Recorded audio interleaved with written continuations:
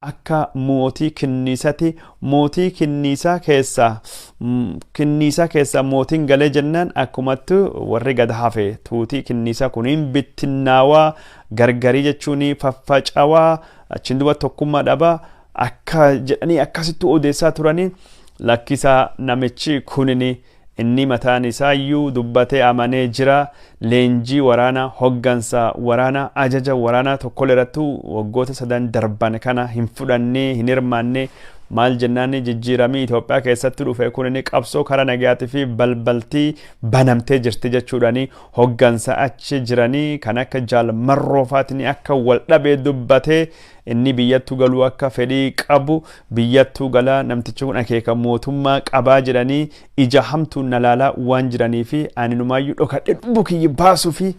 riphee jiraachaa ture kaa jedhe san dhiisanii isaan ammoo olola oolfachuu fi haamilee waraana bilisummaa Oromoo buusuu fi uummata Oromoo abdii kutachiisuu fi waraanii bilisummaa Oromoo facahee jira hogganaan mataan mootiin akka tuuta kinniisaa keessa galee jira achiin dubatti warri gadafe faayidaa hin qabu jedhanii dubbisaa jiran waraanii ammaan tana jaala gollichi dheengee keessa gale kunini inumaayyuu ka gollichi dheengee gaaf inni jiru caalaa waraana jabaa waraana guddaa ta'uu waan agarsiisu suuraan achi dhufee jira suuraan waraanii bilisummaa Oromoo ka zoonii kibbaa ka jaala gammachuu abbooyyee hogganuu suuraan Oromiyaa kibbaa irra dhufe viidiyoon achirra dhufe bakka jechuun leenjiin kun taate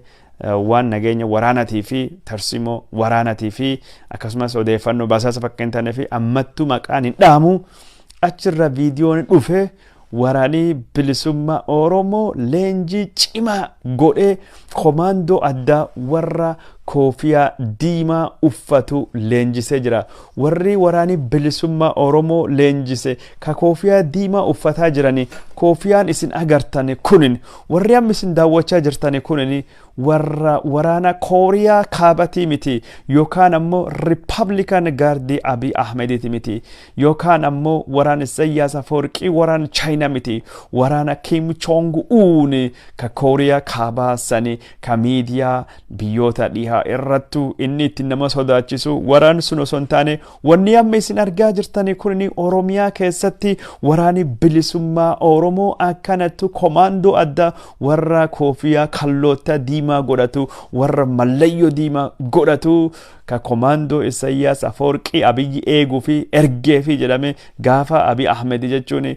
bakka dadda Isaayyaas wajjin deemaa jiru nagaa isaa eegsisan jedhani yookaan ammoo Republican Guard koofiyaa diimaa godhatu ka Abiy Ahmed masaraa isaatiin eegsisaa jiru sanidhani leenjiin warri fudhate ka wal fakkaatu waraanii bilisummaa Oromoo komaandoo gos kana Oromiyaa keessattuu leenjisee qopheessee bobbaa fi ammaan tanattu warra kana kurfi godha jira bobbaan dhuma itti bahinsi maayin qabsoo kana dirree Finfinnee irratti waraana godhamuun Finfinnee handhuura Oromiyaa bilisoomsuudhaan galma Minilik keessan diiguudhaan Itoophiyaan yookaan ammoo karaa nagaatiin jijjiiramti yoo hin taane Republican gadaa ka Oromiyaa dhalachuu deema jechuudha warri jalak marroofaati wanni isaan dubbachaa jiranii sunini ka ittiin dhugoomsu faaruu adda addaa sirbaa turani raayii warri komaandoon waraana bilisummaa Oromoo ka koofiyaa diimaa godhatu kunni si dhufnee jirra harmee Oromiyaa si marsee jira WBON Finfinnee waan jedhu sirba adda addaa sirbaa turani faaruu adda addaa dhaawachaa jiranii warri kunni haamileen isaanii akka malee guddaadha wanni isaan agartan kunni haamileen isaanii miiri isaanii gammachuun isaanii qophiin isaanii gahumsi qaamaa isaanii wanni kun cuftun wanni isin agartan warri kunini akka malee warra qophii ta'an warra kurfii ta'anii waraanii bilisummaa Oromoo yeroo ammaan tana hojja akkamii akka inni jiru ergamsa gos kamiyyuu fudhatee diinaa miidhuu barbadeessuu akka dandayu kaayoo qabsoo Oromoo galmaan baasuu akka dandayu agarsiisa jira waraana hagas ga'u qabaatan waraanii kun waraana kumaatamaati viidiyoo galaan nama ka akka biyyee kana ilaala waraana kan haga iji nama arguu hin dandeenye waraana akka cirracha bishaanii maansaa bishaanii waan akka biyyee fakkaata baay'ina hagas gahuudhaan leenjisu jechuun Oromiyaa keessatti mootummaan Abiy Ahmed magaalota malee kufee jira wanni jedhamu dhugaadha waraani agas ga'u biyya alaabaa qabdu biyya raayyaa ittisa biyya milishaa fidhattoota gandamaalii qabdu kunini dhugumaanuu biyya bilisoomte keessatti waan ta'udha.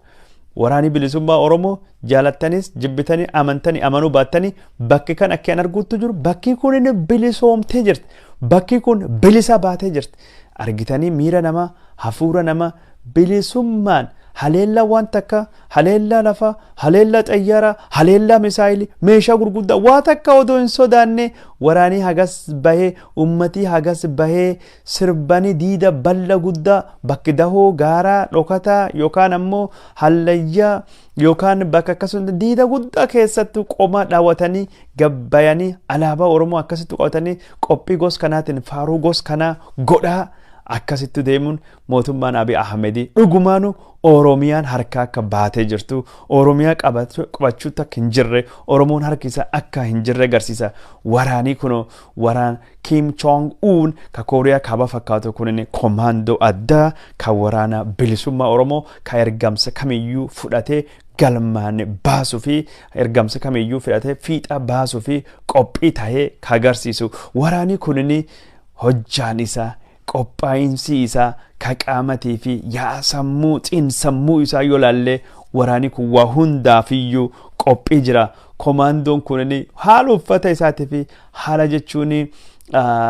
tartiiba waraana ka argaa jirru military formation isaa yoo Republican Guard Abiy Ahmediitiin wal dorgome malee sanii gadi miti. Waraani kunini uffati isaatii fi haalii isaa cufti yoo laallu haala Republican Guard sanii olii fi haala waraana Kooriyaa kaabatiin wal fakkaatu. Wanni adda ta'uu jiraate kunini gammoojjii Oromiyaa keessatti danqara raasa muka bosona jidduutu lafa aspaaltii hin qabne yookaan ammoo lafa karaa diriiraa hin qabne yookaan ammoo lafa jechuun facility adda addaa hin qabne keessatti waan jira tolchanii waraana gos kana leenjisanii eebbisuu danda'uudha. Eebbisanii bobbaa fi qopheessuu danda'uudha. Waraani Kooriyaa kaabatii fi kunin addaddummaa yoo qabaatanii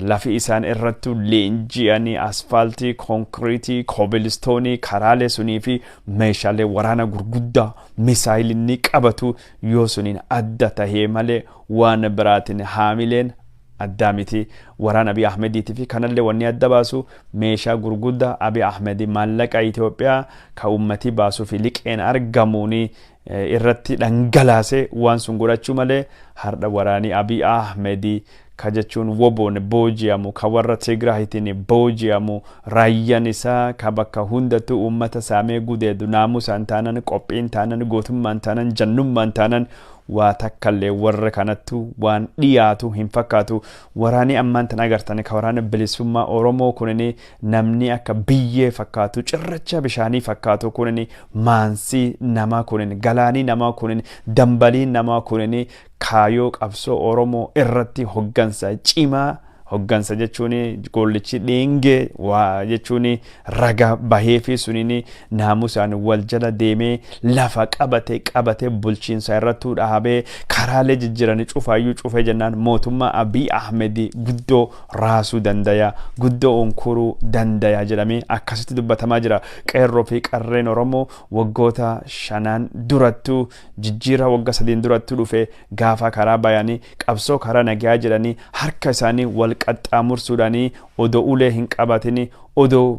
mancaa yookaan ammoo shimala yookaan waraana booda wante waa takka qawwee odoo hin qabatinu harka duwwaanii warra Tigraay maqaleetu galchanii jijjiirama kan fidanii Itoophiyaa karaa nagayaatiin jijjiirra jedhanii abdatanii har'a hoggantoonni Itoophiyaa karaa nagayaatu galchi karaa nagayaatiin jijjiirra jedhanii siree Abiy Ahmedii jalattuu qaban. Abiy Ahmedii galatii warra suniif inni oolee hidhaadha. Galatii Abiy Ahmedii dhiiticha galatii Abiy Ahmedii warra sunii oole har'a jechuun warra kan hidhee dararuu miidhuudha. Qeerroo fi qarreen Oromoo ka Abiy Ahmedii angootu fidee akka Senator Chris Coons jedhe har'a jechuun warri du'aa irra hafe warri ajjeecha fi hidhaa Abiy Ahmed irra hafe akka duri suniin harka wal qaxxaamursuudhaanii harka wal irra mursuudhaanii warri kunini Abiy Ahmed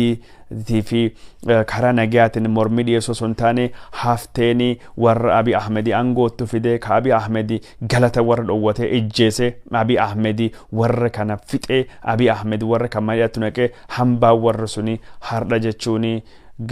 warra suni har'a guma obboleeyyan isaanii baasuu fi akka Oromoon mirgaan galtuu fi har'a kuno raasaa danqaraa bosona gaarattu galee hallayyaa Oromoo keessa gaara Oromiyaa keessatti yeroo ammaan tan akkanatti bokkisa akkanastu leenjii waraanaa dhufu ka itti bahiinsiisa Finfinnee to'achuudhaanii bulchiinsa Abiy Ahmediitiif sirna nafxinyaa seenaa godhuu kanaaf akkanatti uf qopheessaa jiran qeerroon Oromoo kalee karaa gubbaa dhaabatee harka wal qaxxaamuree nu namin tuqnu nun tuqinaa jedha har'a Itoophiyaa karaa nagayaatiin kalee jijjiiruu fi carraaqeessani dadhabee Itoophiyaan walam hin diddu yoo okolee diddee okkotee hin diddu jechuudhaanii Itoophiyaa tana yoo karaa nagayaatiin qabsoo diddee hoggansa qabsoo Oromoo ka karaa nagayaatiin amanan kaaki Jawaar Mohammadii faati Hamza Booranaati Baqqalaa Garbaatii fi warra Abaawootii fi Kafaawootii dargaggoota 50 oli mootummaan Abiy Ahmed ammaan tana hidhee dararaa jiru kana yoo warra sani gad dhiise waliin hin mari'anne taanan waraanii qabsoo Oromootu dabalamuudhaan waraana bilisummaa Oromootu dabalamuudhaan hireen Oromiyaa